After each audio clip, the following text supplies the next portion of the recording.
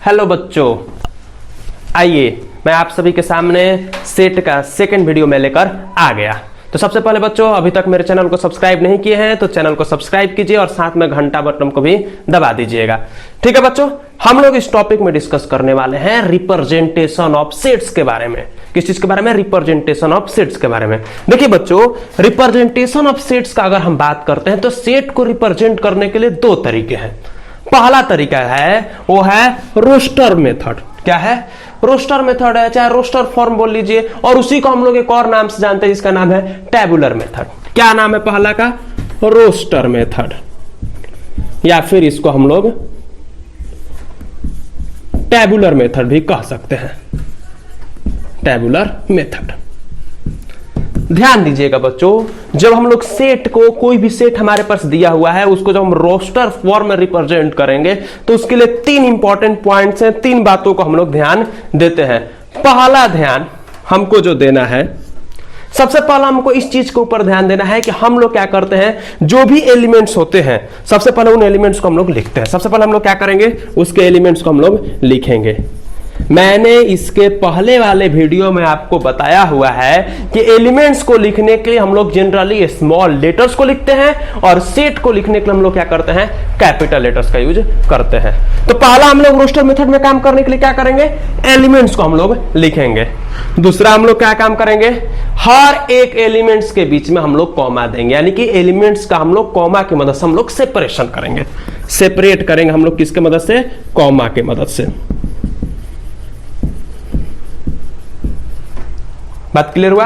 और तीसरा जो सबसे इंपॉर्टेंट बात है वो यह है कि हम लोग उस सेट को, जो उसके एलिमेंट को जब हम लिख दिए, कॉमा डाल दिए, सेपरेट कर दिए, तो उन सारे एलिमेंट्स को हम लोग क्या करेंगे, ब्रैसेस का अंदर, ब्रैकेट्स का अंदर हम लोग क्या कर देंगे, लिख देंगे। यानी कि उस सेट को हम लोग किसके अंदर डालेंगे, ब्रैकेट्स के अंदर।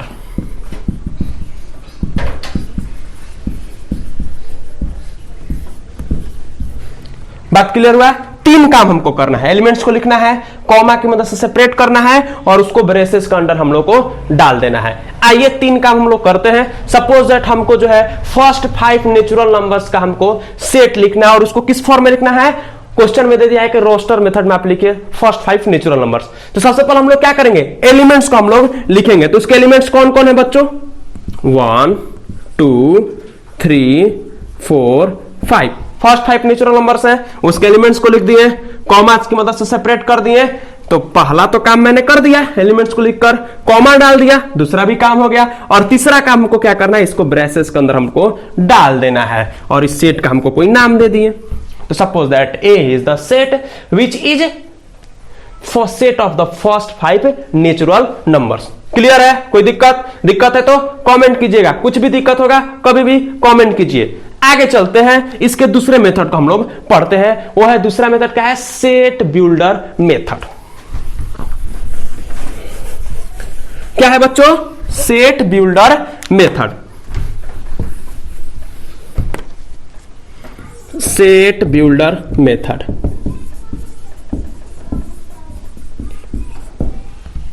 सेट बिल्डर मेथड, देखिए सेट बिल्डर मेथड में हम लोग क्या करते हैं, इसमें हम लोग उस सेट का जो डिफिनेशन है, जो उस चीज को डिफाइन करता है, सेट का जो डिफिनेशन है, उस चीज को जो डिफाइन करता है, हम उसके डिफिनेशन को इसमें हम लोग लिखते हैं। क्या करते हैं, सेट बिल्डर मेथड में हम लोग क्या करते हैं, उस सेट से रिलेटेड जो डिफिनेशन है, उस डिफिनेशन को हम लोग लिखते हैं और उसको भी हम लोग क्या करते हैं, ब्रेसेस के अंदर हम लोग डालते हैं। क्या करते हैं इसमें हम लोग, सेट बिल्डर मेथड में हम लोग क्या करते हैं, सेट के डिफिनेशन को लिखते हैं और उसको भी हम लोग किसके अंदर डालते हैं, ब्रेसेस के अंदर, with in the braces.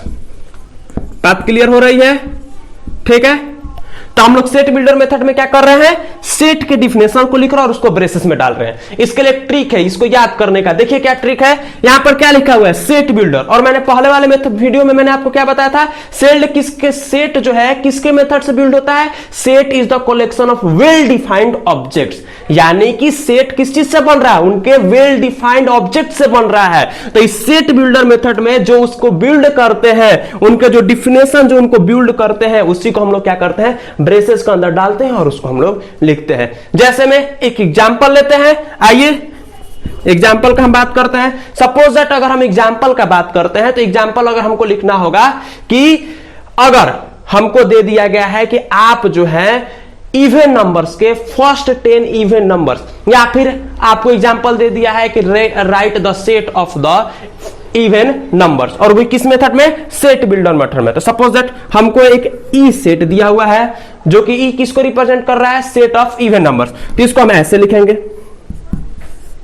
X x such that, ठीक है, एक्स, इसका पढ़ने का मतलब है x such that x belongs to natural numbers, n से लिख दिया, x belongs to natural numbers and x equal to 2n where n belongs to natural numbers. क्या किया मैंने क्या किया, यहां पर आप देख सकते हैं मैंने यहां पर लिखा है, इसको ध्यान दीजिएगा, इसको हम क्या पढ़ते हैं, सच दैट, और इसको मैं क्या पढ़ता हूं, बिलोंग्स टू। मैंने आपको पहले भी बताया हुआ है, ठीक है, बात क्लियर हो रहा है। आगे चलते हैं।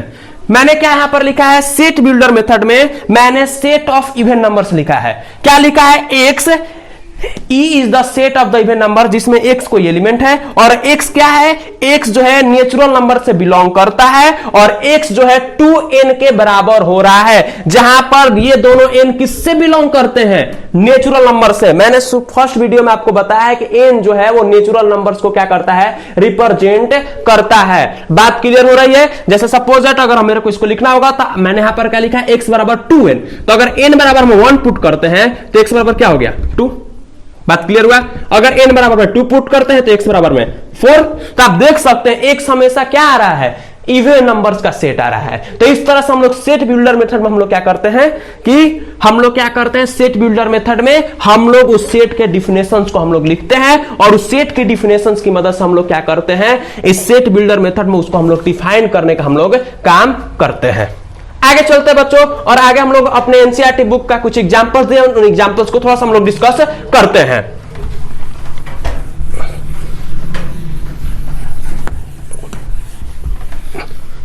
उम्मीद है कि आप लोग को समझ में आ रहा होगा, ठीक है। तो आगे चलते हैं, और सबसे पहले हम लोग एग्जांपल 1 के बारे में डिस्कस करते हैं।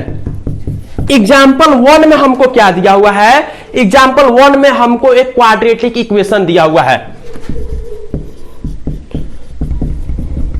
और बोला गया है कि ये जो क्वाड्रेटिक इक्वेशन है, इस क्वाड्रेटिक इक्वेशन का जो सॉल्यूशन होगा, उस सॉल्यूशन के आप सेट को क्या कीजिए, रोस्टर फॉर्म में उस सॉल्यूशन को लिखिए। तो इस क्वाड्रेटिक इक्वेशन को जब हम सॉल्व करेंगे तो हमारे पास क्या आ जाएगा, x - 1 into X plus 2 equal to 0।